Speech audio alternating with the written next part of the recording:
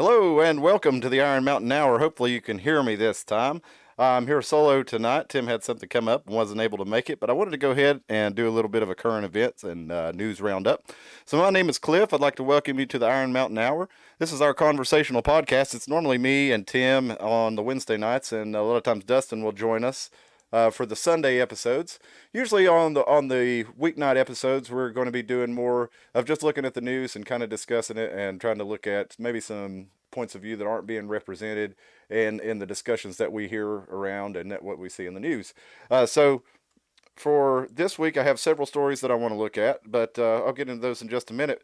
I'd like you, if you are a regular viewer of the channel, please hit that notification bell. That way you know when we go live and you can join in the conversation with us. If nothing else, you can hit up the live chat. I'm going to go ahead and we had a little technical difficulty getting started tonight. For some reason, my microphone didn't work when I first logged on here. But I got that all restarted and it seems to be working now. So I'm going to bring up our Skype here and I'll stick that in the description. It'll take me just a minute. I'll do it as I'm talking to you, so I won't have it right away. But that way you can join me if you'd like to call in.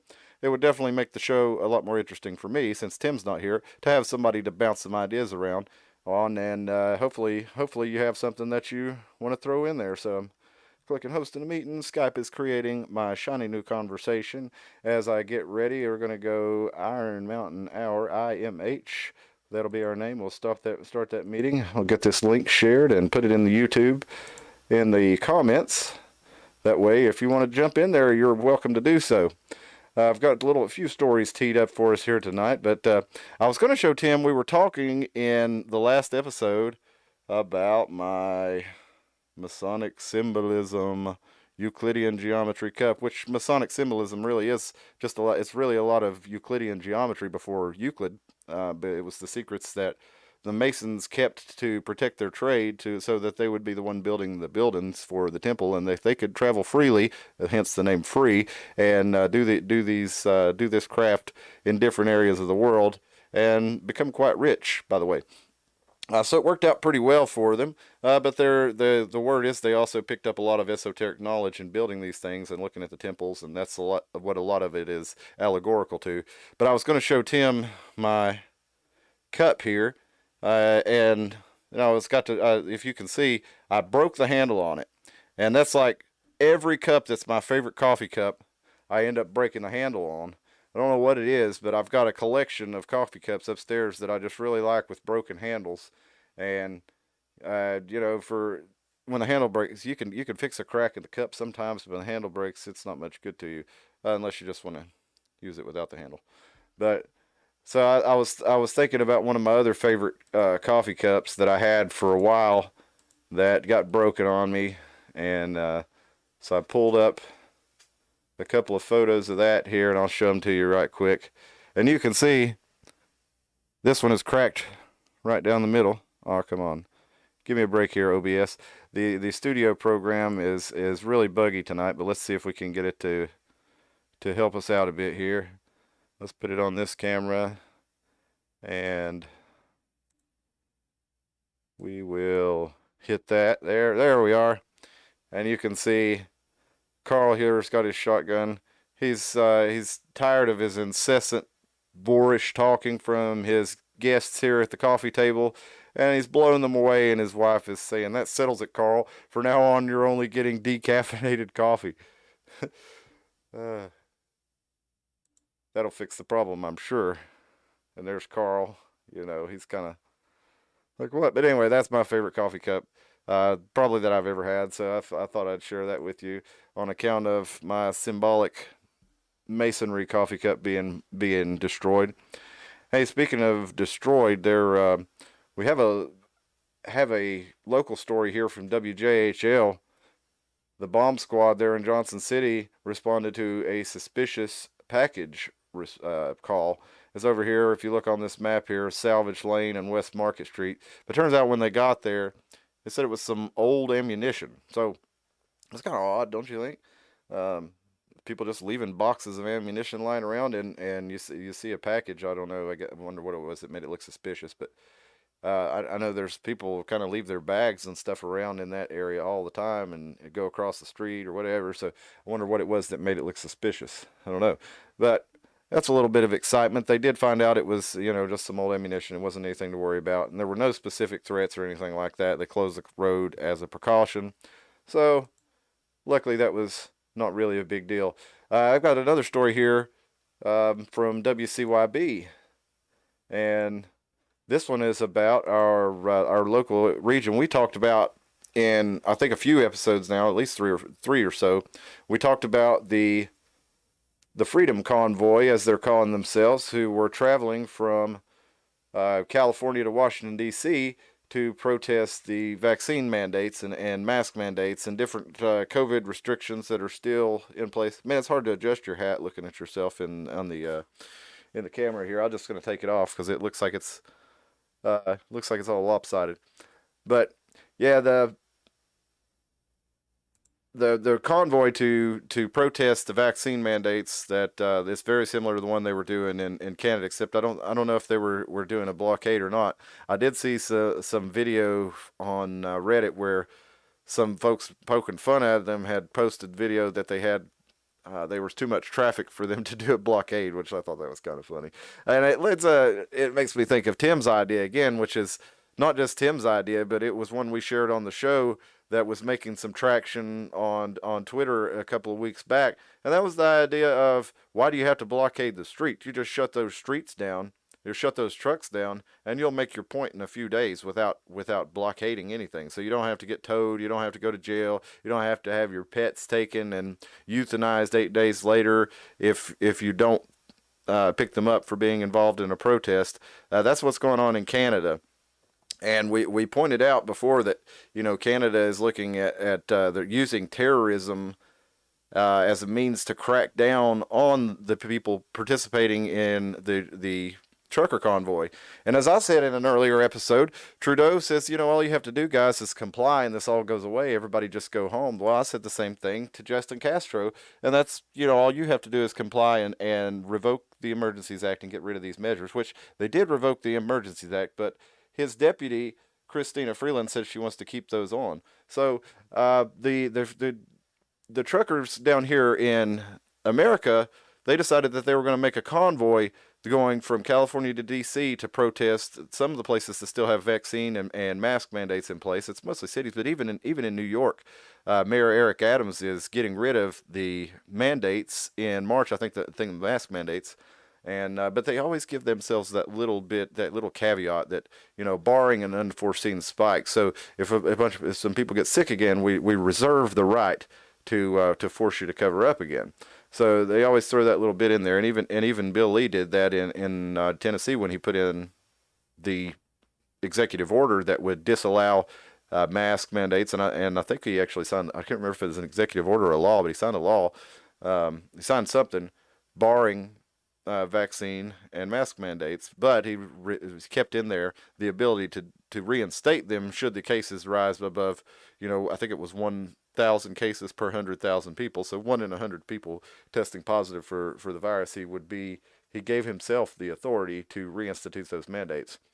But at any rate, we do have the convoy coming across our region on their way to D.C., and they will be stopping or they'll be driving across I-81. And we'll check out this story from WCYB right quick. We've got, let's see if I can get the video up here.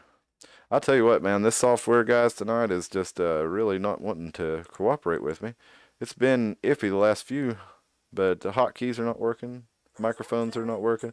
Go ahead and mute this nonsense while we get through the ad here. WCYB's already got paid for this. We don't have to show the ad anymore. So go ahead and kill that. Take that off the screen, and we'll post it back up when our video comes up. Thank you, Eastman Credit Union, but no thank you.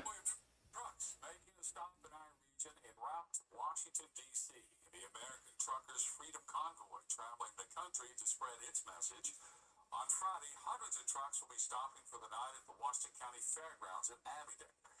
They're going to have a rally in support of ending the mask mandates and all vaccines. The project coordinator is asking for the public's help with donations to make sure the truckers are taken care of on their way to Washington. The The purpose of this event is to bring the community together and to support the truckers that are making their way to DC and fight for our freedom. This is about choice and standing up for what we believe in. The convoy will come from Interstate 81 and arrive at the fairgrounds around 5:30 on Friday afternoon. So that's a little bit about it. We've talked about it in previous episodes, and again, I guess that's one way for them to go nationwide with it. But Tim had the point, and I think it's a good one, that if you don't like the mask mandates in California, if you don't like the vaccine mandates in California, then you might do more good doing your protest in a way that affects California more directly, rather than trying to do it nationwide. And there's always the idea of voting with your feet too, although that's not always possible. You know what would make it? I've been thinking, when people have been talking a lot about things like a national divorce to avoid the situation where something like a civil war could break out. That's been on the national conversation for several months now, if not a couple of years in the background. But it's come kind of to the forefront over the last couple of months. And I got to thinking, if we did decide that some of these states need to split up or whatever, it doesn't necessarily mean you have to end the United States. I don't know why people think this, because originally the United States was a loose conglomeration, a loose confederation of states under even after the Articles of Confederation, even once the Constitution became law, the idea was we were still a loose assembly of states who basically the federal government was to manage foreign trade, and in some cases to manage to regulate. And there's a modern use of that word, not the old use of that word, but to regulate trade between the states. In some case, they did give themselves the ability to do that, and provide for the common defense. They said, and a lot has been made of the general welfare clause, but that's a story for another day. But the idea basically, though, was that each state would be their own sovereign nation that would have an agreement for protection and mutual benefit for trade with foreign nations.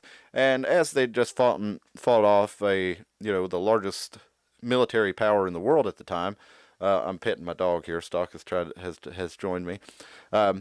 As they had just done this, you can see why they would want to have the ability to coordinate an army and be able to get together should they need to, or have a navy. Actually, they strictly prohibited a standing army, and they did put in there a provision for the creation of the navy, which would be important, especially since if you're going to be invaded, at least at that time, from another nation, it was likely going to be across the ocean. Now, so they did put that provision in there, but there really was not much, and the post office. There was really not a lot of other things for the federal government to do, and they specified in the 10th Amendment that the idea was for the states and the people to come up with their own set of rules for anything else that was not mentioned in this. And these were actually the different articles. That was the powers of the government. Now, the Bill of Rights was something totally different. That was restrictions on the government. It was not a list of rights of the people, as it were. Although it kind of reads that way as the Bill of Rights, but they are, as we've discussed on the podcast before, they're negative rights. They are restrictions upon government ability to infringe on those rights. And really, the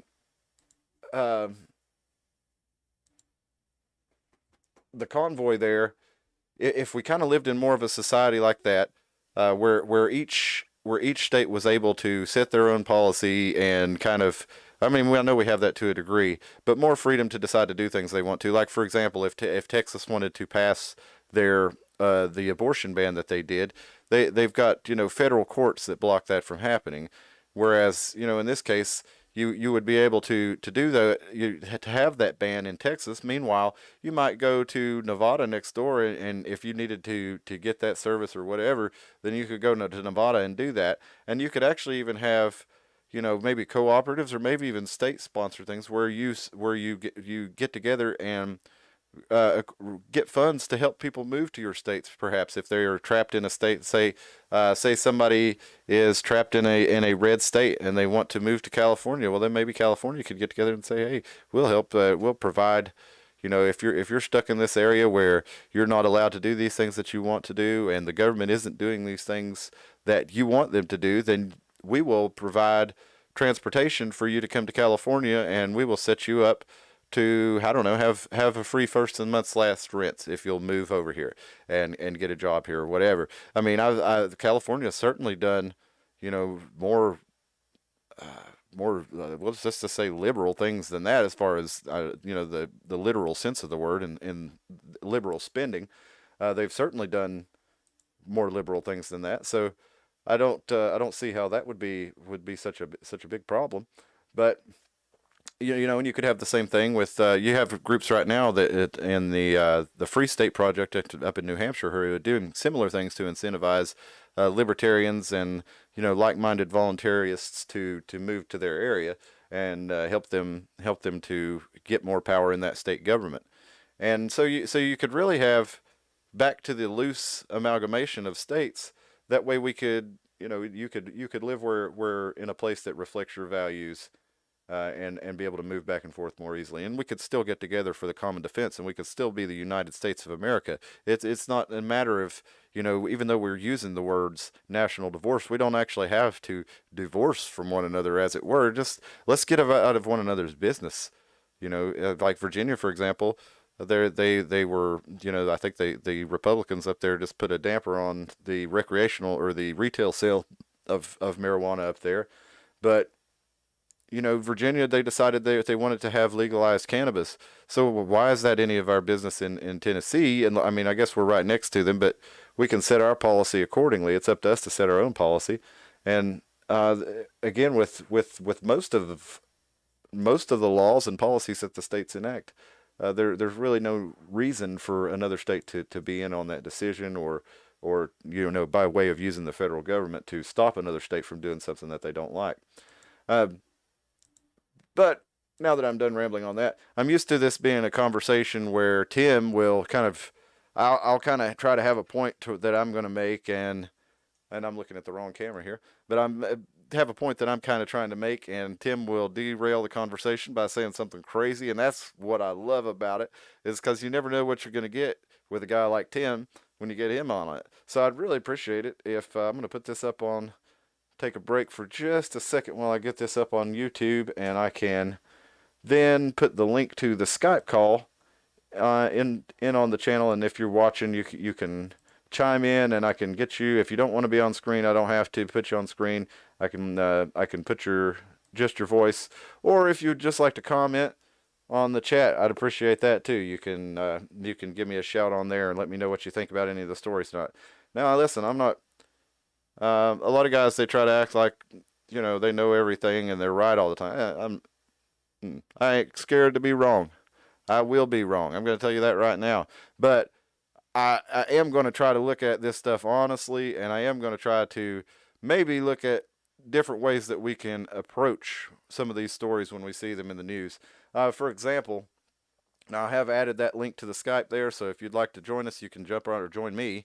You can jump right up in there and click on that link. If you have Skype, I'll let you in the room and we can get to it. If you want to get on there and tell me you agree with me, or tell me I'm wrong about everything, or whatever it is you want to do. So let's see if we can't get back to the correct camera, and let's see if we can't get to our screen capture. That way you can look at some of these stories with me. This one here, I'm looking at WCYB, whose weather has just taken over my PC. No, the local liquor stores have, some of them anyway, are taking a stand against Russia over its invasion of Ukraine. Parkway Wine and Liquor, in particular, in Tennessee and Bristol, they have the Russian products in the store, but they are discounted to get the products off the shelf, and they're discontinuing all the Russian-based brands moving forward. Now, I get the sentiment from doing this. I mean, we've seen the footage coming out of Ukraine, and some of it is awful, and war is awful, and I'm always against war, and I hope that whoever ends up getting what they want over there, I hope the war is ended sooner than later, and I hope we don't get involved in it. But a lot of the footage that you've been seeing, especially if you've been watching it on TikTok, like many people have, has been fake. There's been video game footage, there has been combat simulator footage, there has been old footage from 2014. A lot of people don't realize, well, maybe more people than I realize do, but there was actually a color revolution put on by the Western governments, the State Department, and the CIA back in 2014. They overthrew basically the government there and replaced more of a pro or a Russian friendly president with more of a Western friendly president. And the Obama State Department and CIA were on record doing this. And they also, when they did that, they started giving them weapons. But at the same time, um, the Obama administration recognized the tension there, and they did not give the craziest weapons. You know, some of the more advanced weapons. There was some stuff they wouldn't do them. And I remember when Trump was in, I think it was during the impeachment process, where he was being accused of being a toady for Russia, or he had been basically been accused of it for his whole presidency. And they said pretty much that, you know, he's going soft on Russia, and he went out to prove that that was not right, that he had actually given Ukraine, he said Obama gave them blankets, I gave them anti-tank and anti-air missiles, and he gave them a lot of stuff that even Obama wouldn't give them. And they put it right up on this border, on the border with Russia. And then you had this whole crazy thing with them electing in Ukraine. They had an election, and the person who won the presidential election, Zelenko, he was actually um, he was a comedian who played the former president who had just been installed in 2014 on TV, and then he became president. Well, so that's a whole other situation to get into. But the point is there's a lot of background in Ukraine, and it's a complex situation. And you go back to the history of Russia, and you know half of Ukraine is basically ethnic Ukrainian or ethnic Russian, and then the other half is not. And so back in 14, you had a couple of groups. Crimea was one, and the Donbass region that's been in the news lately here today were two who said they wanted to basically declare independence from Ukraine and rejoin Russia. And at the time, Putin did not want to do it with the Donbass region, but he did annex Crimea, and he had just previously annexed South Ossetia from Georgia. So point being, again, this is a more complex situation than you're getting on most of your 11 o'clock news. They want to show you reports of, you know, the devastating attacks and all this, and I mean, it's awful. But you got to ask yourself when you're seeing this, when they're making this case for you to hate Russia and Vladimir Putin because of this stuff, you do not see the news media, you do not see them having the same opinion on the violence that the U.S. empire perpetrates, whether it be arming the Saudi Arabians to continue their bombing campaign in Yemen. I mean, those people over there have nothing, but whether it be the Syria army, the bombing of Iraq and Afghanistan. If you go back to the invasion of Iraq, that was a war that was based on a lie. Yes, Saddam was a bad guy, but they lied us into it.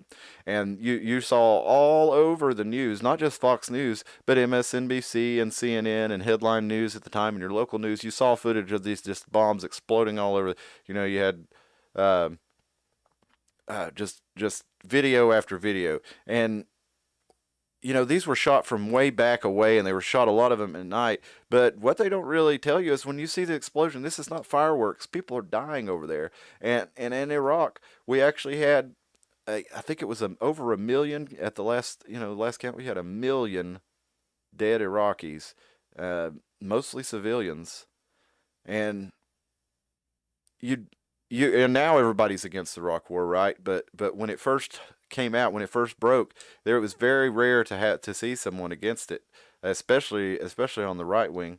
Um, but now it's popular. Even the Republicans, after I imagine after they've borne the cost of the Iraq War, because it was probably mostly Republican and right wing families whose sons and daughters went over to Iraq and Afghanistan and came back saying, why are we even there? We're there's no good reason for us to be there. And then you had them also coming back injured, or not coming back at all, or coming back, in a body bag. So, uh, my point being is I feel like there's always something more to the story when we look at the news, and that's one of the reasons that we started the podcast, is because we think there's always more to look at. And so when we look at this story from WCYB about the liquor stores pulling the Russian products, I well, before I get to that, I want to get to another one real quick. Let's look at this story from Reuters, and this is in this is from Reuters. The EU bans 7 Russian banks from SWIFT, but spares those in energy. Now, if you don't know what the SWIFT payment system is, it's basically the infrastructure that the banks use to transfer money internationally. So they're cutting off the ability of these banks in Russia to transfer money, except for who? Let's look, those in energy. Do you know why? Because most of Europe actually buys their gas and oil from Russia. So they're not going to touch that stuff, are they? I did hear that Shell and BP were actually pulling their operations out of Russia, which we'll see what comes from that. But that kind of seems, I don't know, it kind of seems maybe like shooting yourself in the foot and giving a chance for a Russian energy company to take over those sites. I really don't know. I'm not educated enough, but it doesn't sound like that good of an idea. But anyway, they're cutting them off. So you've got little things like people over here not selling Russian liquor. You've got the SWIFT payment system cutting off Russian businesses and Russian banks from being able to transfer money. You've got, let's see, news you can trust, not hardly BBC, as we click away their pop-up ad. Um, we've got Apple, Nike, and Google join brands limiting service, and this this ended up with people in in Russia, just regular people. We're not talking the oligarchs that are behind, backing Vladimir Putin. We're not talking about Vladimir Putin. We're not talking about military generals. We're talking about the regular people of Russia who are not being able to buy things, who are not being able to transfer their money. Their ruble is losing value, and Joe Biden, among others, is really celebrating the sanctions that they're putting in place, as if sanctions. Okay, here's the thing to understand about sanctions. They're supposed to be this nicer thing, right? They're supposed to be better than open warfare. But really what you're doing with sanctions is you're starving poor people to death. You're cutting off their ability to trade. Who do you think's going to suffer? Do you think that Vladimir Putin is going to go hungry because there's a shortage on food? No, I don't think so. Do you think Vladimir Putin's going to have trouble traveling around Russia, going and doing whatever? Do you think these billionaires who are well known to be in the governmental structure in a lot of ways, or behind a lot of the decisions that the governmental structure makes, do you think they're going to go without? I don't think so. This is going to hit the poor people, as sanctions always do, and they rarely have the look at this. Look at the sanctions on Iran that we've had for God knows how long. How effective has that been? No, I'm not a fanboy for Iran or Russia. I'm just saying this is it's a form of warfare. It's an economic warfare. Now, Russia, has been doing a kind of a weird thing. Uh, they've been going in basically a World War II style third generation warfare approach to this, and there's been much made about this. Well, in the media saying, well, look, Russia's really losing this war. Russia is, this shows that they're in trouble. He doesn't even know, Putin doesn't even know what to do. You're seeing all kinds of these military experts coming out. And, I'm just some guy in Carter County. I'm no military expert. I've never been in the military. Um, but a lot of what they're saying, as somebody who has been, who has studied recreationally history and military history for a couple of decades, I'm no expert, but I am somebody who kind of recognizes, okay, for when you look at the fact that Putin is rolling in with a convoy, a 40-mile long convoy, um, rather than, okay, we're the story we're getting is that he wants to basically annihilate Ukraine and that he just wants to take it over, but he's losing. Well, if he was going to annihilate, for one, he wouldn't. It wouldn't be very good if he wants to take it over. It wouldn't be very good for him to annihilate it because then he's going to have to rebuild it, and not only that, he's going to have the resentment of the people who live there. So he probably wants to, if his plan is indeed to annex it, which it appears that it is, he probably does actually want to do this with as little loss of life and as little damage to infrastructure as possible. I'm not saying Putin's a good guy. I'm not saying it's a good thing, but I'm just saying it does not behoove him to destroy things. To fuck shit up as little as possible is probably his best bet as he goes in there if he wants to be successful. Now, on the other hand, I do think he kind of probably fell for a little bit of a trap here, as Biden basically told him, we're not going to go to war, but we will put in, economic sanctions and we will make it, like you've never seen. He's kind of, kind of shadowing Trump there a little bit. You won't believe it. They're going to be the best sanctions ever, the greatest.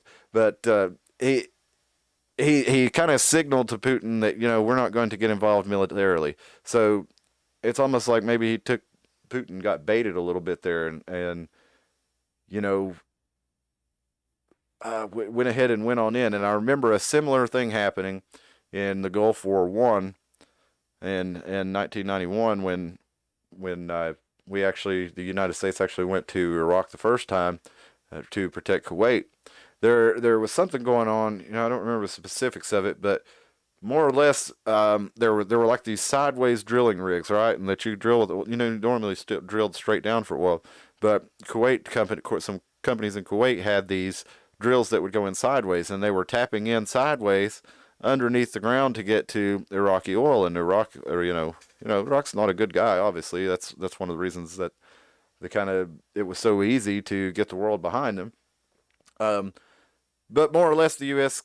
I can't remember the lady's name. She worked at the State Department and in the Bush 41 administration, and she basically said, you do what you got to do. We're not going to get involved in it. And then as soon as they did, that was our excuse to get involved in it. And I'm not making any excuses for Saddam. Obviously, he was, he seems like he was a really bad guy, but at the same time, look what we started over there. It was a war that we ended up, more or less, even though we did leave there, we came back, however many years later, 8 years later, however many years it was in 2003, and and then stayed there. We still got bases there, um, but in any event, one of the reasons I was saying let's look at the other side of this is because this is the regular people is who you're hurting. You're not hurting the you're not hurting those oligarchs. And I'm trying to pull up a picture here to close you, but these websites, they have so many pop-ups and all this stuff. It's hard to get through any of this. But I had, we'd be in real trouble if Adidas though banned the sale of tracksuits in Russia. Those Russians would be in trouble. I think that might change Vladimir Putin's mind if we weren't able to get a tracksuit. And I wonder if he wears tracksuits, because that's kind of the Russian stereotype. But maybe it's a guilty pleasure of Vladimir Putin's when he's all alone. He goes and tries on his tracksuit and squats, kind of like this guy here. Gets an AK and forgets how to act. I don't think that guy's a Russian though. But I love Reddit r/AK47. Hilarious, hilarious community. So we got new news tonight. After we've been told all week that Putin was getting crushed and having all these experts and he would never be able to take these things.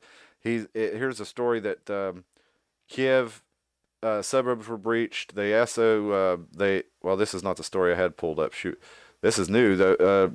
This is from a couple days ago. So, well, shoot. Now I've lost the story I had, but there was a news story or a new town that was being taken, and basically Putin was taking over the TV stations and the the universities and the governmental silos and the police stations, and they did launch some rockets and blow some stuff up, and I don't find this story now, but I I was going to show you that they 20, I think they said 21 civilians died in this battle is it for this certain town, Kherson, that's what it is. Yeah, the port city of Kherson Falls, which we were told, was not going to happen. Um, and explosions are being heard in Kiev. Which have you noticed they've changed the spelling of Kiev? It used to be spelled Kiev, I think is how we spelled it for years and years, and now all of a sudden it's Kyiv. I don't know why that is, but just something I noticed. But at Kharkiv, it's the country's second largest city. Multiple people have been killed. What I was getting at is you saw these huge explosions in Iraq, and they were blowing up all kinds of infrastructure with people in them. When we came in and started bombing, we didn't fuck around. We carpet bombed Baghdad, I guess would be what you called it. But we really went to it, and they said it was precision strikes. But I mean, I'm sure it was. But you've got the way that a war's fought, you've got to knock out infrastructure, especially and production ability. So you can't have the country that you're invading, you can't have them be able to easily manufacture, new equipment. So that's one of the first things you do is you destroy those production facilities, destroy bridges and supply lines. That kills lots of civilians. So you're not really seeing that compared to, again, the way that we went and conducted that war. Now, that's not to say if you're conducting a war, a just war, that's not necessary. Like in World War II, yeah, I mean, we were fighting against the Nazis. You're over there and you're pitted against in one army against another. Yeah, you're going to have to kill whoever is in your way to make your force be able to go through, especially when you're in a justified war. But my point is that the way that the news media is projecting these stories, we're supposed to assume that this is way worse by the way that they're doing than what we did when we invaded Iraq, and it's just really not. Just the way that was handled and the amount of people that were killed. It's not nearly on that level. So while I'm sure there are atrocities being committed, and I'm sure it's a horrible situation. I mean, it definitely is. Um, I don't. I'm not sure why it is being treated as if it is the worst thing that's ever happened. Because we've many examples previously of many worse things. So before I'm going to go ahead and get off before too long. I had a couple things pulled up I wanted to bring to Tim's attention, but we were talking about Waco a couple of times in the last episode, and I was going to pull this tweet up, a couple of tweets. Oh, before I get into that, I do have a couple more things. Now I have this one here from Tom Woods. He's got your profile picture set up here to where, you could go ahead and, make that your profile picture. You won't have to change all the time. I support the current thing. And the way that I have seen people galvanize to this story to support, I stand with Ukraine and all this stuff is just like all these other social movements that I've seen. And I'm sure these people are well intentioned and good hearted, but I don't think that they are really doing due diligence when they decide where to put their hearts or where to put their money, because most of these videos that you see on TikTok have actually been proven to be fake. If you go over to antiwar.com, or not, maybe not fake, but some of them are fake. They're made with CGI. They're made with game simulators. They're from old conflicts. So go over to antiwar.com if you want to have a look at there. That's Scott Horton, among other people's site, where they show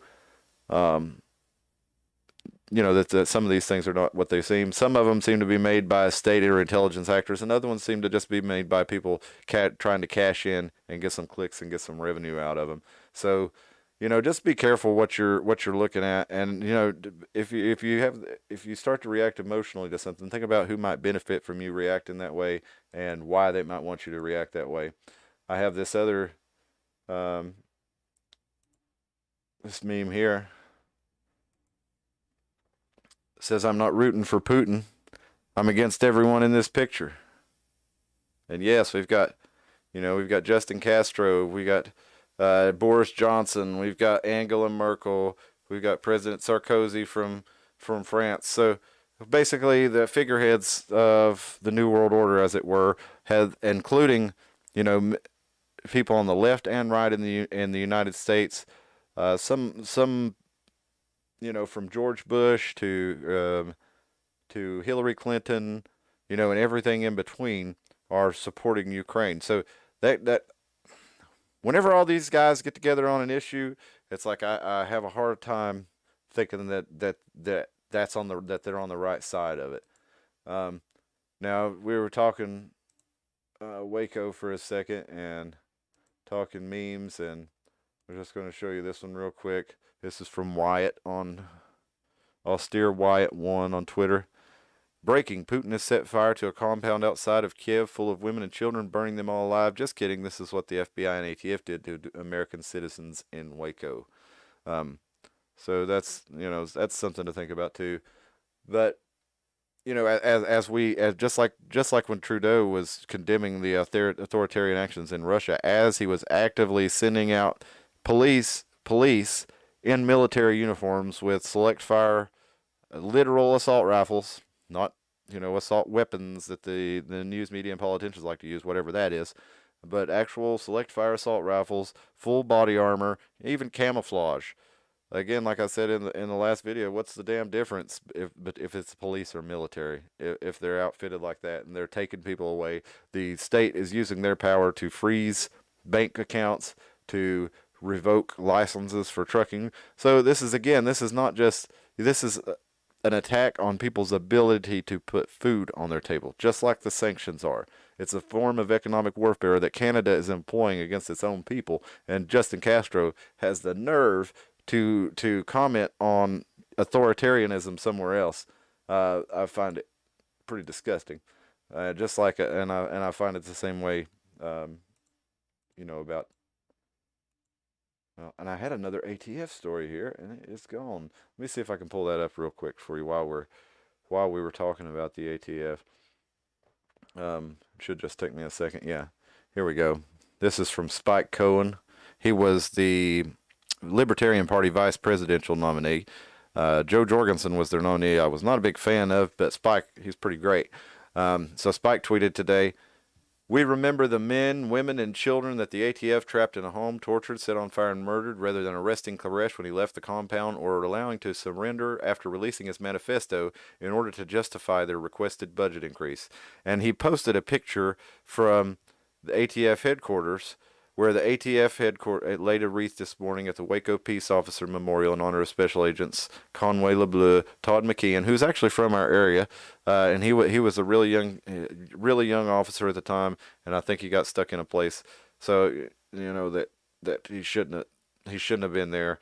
None of those guys should have been there, and I hate that Mr. McKeon lost his life, and Robert Williams and Steve Willis, who were killed attempting to search a warrant uh, service search warrant outside of Waco 29 years ago. Um, the ATF is going to remember, do memories for their guys, but I did not see them do a memorial for all the other people who lost their lives that day. Um, so, I mean, you got some really, some of these comments here, like David Kresh singing "We Didn't Start the Fire." It's Yeah, it's a lot of similar memes to the ones I already showed you. And this is the ATF. I don't know how many followers they have, but they posted this like 4 days ago, and it's got like 75 likes. Yeah, they got 75,000 followers. So it did not perform well. Most of the retweets were people doing things like Spike Cohen did with it there. Um, so the popular sentiment is not with the ATF. Um, so to get back to finish it up tonight, I got a couple more stories I wanted to look at. We talked about the trucker convoys and we talked about mask mandates. Um, I'm not going to click on this story again because it's a Business Insider one, and they're behind a paywall, and I'm just not going to go into it again. But the story from Business Insider, which I read a little bit earlier, is basically they're lifting these mask mandates everywhere: retailers, colleges, theme parks, state governments. We've not had them. I don't know. They may in some like the state government employees may have to in Tennessee, but most of them have been gone from Tennessee for some time. But still, all over the country, they're still in place, and they're going away. Like I said, even in New York, they're going away. But in airplanes, the TSA, now that's the Transportation Security Administration, again, that the Republicans supported the creation of this agency after 9/11 as a response to terrorism. Now, as we've talked about on several episodes, these things often ricochet and they come back after you. That's why you don't want the government to have any more power than it already has, because it already has the power to do whatever it wants to you, essentially. I don't know why you'd want to give it more power to do anything, but they turned these measures against you.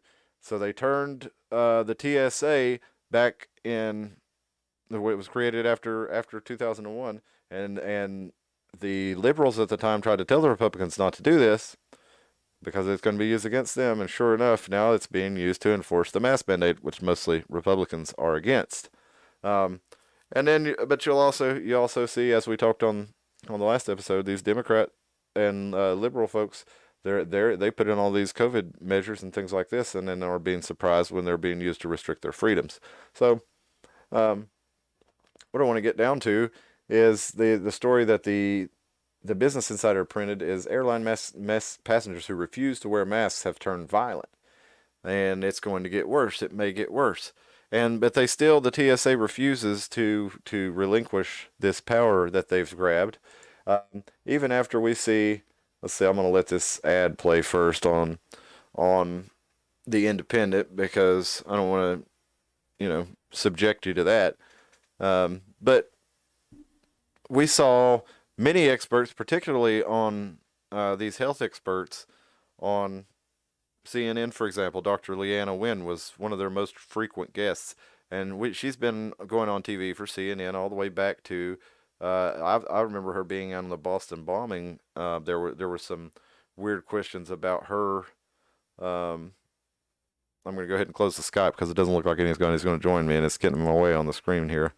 But Leanna Wen, she's been in the news for a long time, and she's been one of the go-to people for those in favor in the media of the COVID restrictions for justifying their authorization. So Leanna Wen, she said things such as that unvaccinated people should not be able to leave their house, that the mask mandates should stay in place forever. And I'm going to play you this clip real quick of her interviewing or being interviewed. Oops. Just a second. All right, here we go. Blasio says that the city has not yet made a decision on if it will cancel the Times Square event for crowds to show up. Right now, you have to be vaccinated, show proof of vaccination if they hold it. But for people who are considering going there or to the Peach Drop in Atlanta or any of these similar events across the country, what would your advice to them be? Go, not go, or if you're vaccinated, you're fine? What do you think? Well, I do not think that Mayor de Blasio should be canceling the New York City event because it requires proof of vaccination and it's outdoors. We should be keeping the events that are safe and also the events that have fun for people too. We can't be canceling everything, especially if we're going to be living with COVID for the foreseeable future. Now, she was one of the main voices to cancel everything, to to always wear a mask, to have to be oh man, I just played that without audio, didn't I? I'm sorry. I probably played a couple of videos without audio. Dang, that means I played the news 5 video about without audio. That sucks, man. It's nice to have Tim here to monitor with me so you can catch me when I'm doing this. But if I'm not constantly clicking buttons on and off, I'm getting an echo, and then I forget to click it back on. So I'm still learning with all this, folks. I hope you'll stick with me, and I hope the content's interesting enough, even though I may forget to play a couple of videos. The one we played earlier was that the trucker convoy is coming through our area. I think if you were listening to the show, you probably figured that out from the context of the show. So let me, without further ado, get back to Leanna Wynn. I'm going to start her over here now that we actually have some audio going. Sorry about that, folks. Have to be vaccinated, show proof of vaccination if they hold it. But for people who are considering going there or to the Peach Drop in Atlanta or any of these similar events across the country, what would your advice to them be? Go, not go, or if you're vaccinated, you're fine? What do you think? Well, I do not think that Mayor de Blasio should be canceling the New York City event because it requires proof of vaccination and it's outdoors. We should be keeping the events that are safe and also the events that have fun for people too. We can't be canceling everything, especially if we're going to be living with COVID for the foreseeable future. I would say that if you choose to go, make sure that you're vaccinated and boosted. Make sure that you're wearing a mask, even though it's outdoors. If there are lots of people packed around you, wearing a 3-ply surgical mask. Don't wear a cloth mask. Cloth masks are little more than facial decorations. There's no place for them in light of Omicron. And so wear a high quality mask, at least a 3-ply surgical mask. And if you're going to be visiting elderly relatives or immunocompromised people after, wait 3 days. So her tune is changing a little, and I suspect it will continue to moderate as popular sentiment kind of moves the other way. If she wants to stay on TV, she's probably going to continue to go that direction. But to finish it out tonight, I'm sorry about the audio problems, folks. I'm sorry about the streaming issue, but I still appreciate you joining me. If you're sticking with me this long, I want to do one more thing real quick. She was talking about the vaccine data, and actually Pfizer had to release their data today. And let's see here if I should have had this pulled up before I started. I sent it to myself in email. Give me just a minute, folks, and I'll pull this up. But real quick before I do it, while I'm looking for, oh no, I can't even do that. I wish if I need 2 monitors so I can show you folks something on one monitor and then I can find something on the other monitor. But I wanted to see, it's a shame that Tim is not here because I wanted to show him this impersonation of Kyle Dunnigan doing Elon Musk. It's from a few years ago. I'm going to pull it up here in just a minute, but I want to find this thing on the vaccine data real quick.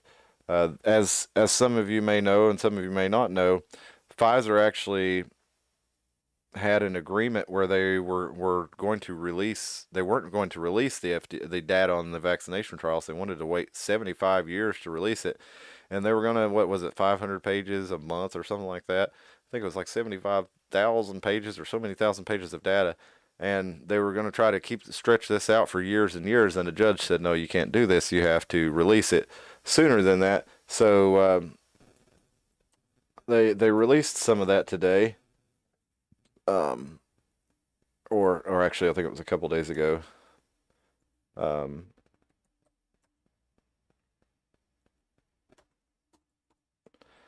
And I'm trying to Google this because that's what I have here, but you know what? It's really funny how that doesn't work when you Google it. But in any case, the exact story that I'm looking for was that the court ordered them to actually go ahead and release this data, and they released the first batch of it in the past few days, and it showed that in their I know where it is. It showed that in their data that 41,000 people, I think it was, were involved in the study. And oh man, I missed another story too on the. I'll save that one for when Tim's here, actually, though. But 41,000 people were involved in the study that received the vaccination, and like 1,200 of them died in the trial. Now that's not really it's correlating to what we're seeing in the real world administration of these drugs. They, if one in every 41 people that got them were dying, I would think that it would be really hard to cover that up. We'd have a lot more problems. But maybe we should just trust the company that paid the largest fine for fraud in the history of the country, Pfizer.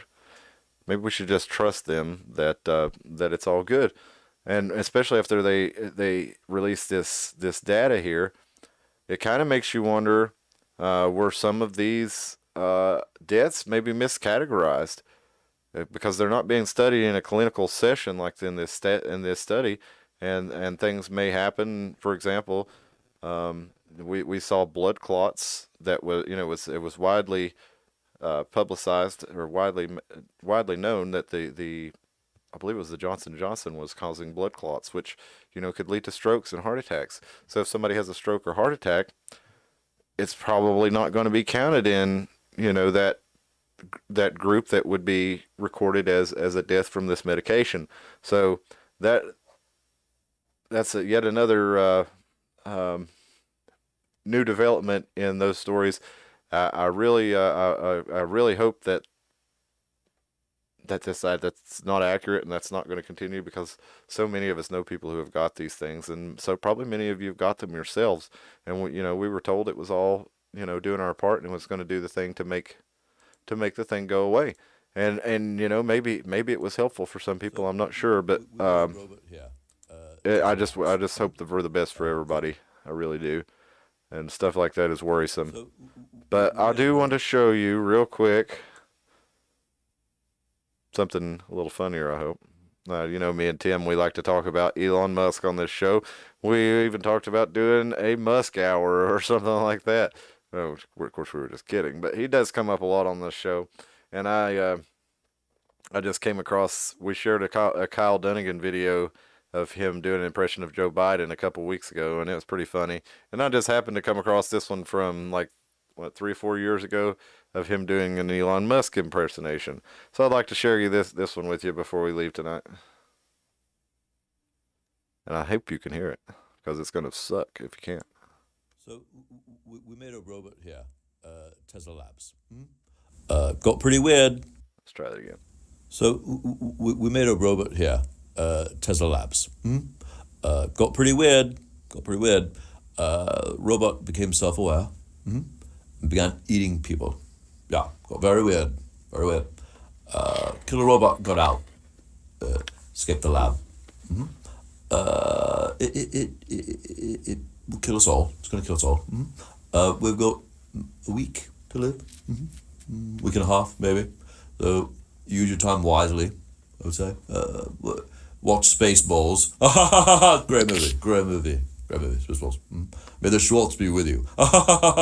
So, Happy New Year. This is the last one. Yeah, we're all gonna die. Yeah, we're all gonna die. All right, folks. I hope I could bring a little levity to the end of our night there. But I appreciate you joining me. If you're stuck with me this long, be sure and subscribe. We did a video on the biblical flood and the flooding of the southeast by TVA on Sunday, so go back and check that out if you haven't seen it yet. It was a pretty interesting conversation. We'd been wanting to have it for a while. And this Sunday we're going to be talking about the World's Fair in Knoxville for our local angle. And we will also be looking at some conspiracy theories, or cover-up theories as it were, relating to the World's Fairs of the past. So the Columbian Exposition, the World's Columbian Exposition, it was a huge event every year. They did it in a different place, and you had to be an educator, a professor, or some learned or wealthy individual to be able to attend. And they set up a whole city basically and put on productions that were expositions of different new technologies and things that would be coming for the future. So I think it'll be interesting to look into some of those, because the theories are that these cities that were constructed for the World's Fairs were not actually constructed, that they were there before and that then they were torn down and rebuilt, and part of this whole reset cycle that keeps coming up in this show. Um, and there is some evidence to support that, which we'll get into more on the show on Sunday. But we see things like in Chicago in the World's Fair in 1893, they built a 100-acre complex full of huge buildings with ornate decorations, and they built it in 2 years supposedly, and then tore it all down. It's kind of crazy. But we'll look into that more on Sunday. I want to thank you for joining us. My name's Cliff. Jump back in on us, and let's keep the conversation rolling. Thank you, and here's for Tim. Here's looking at Euclid. Er, er, er.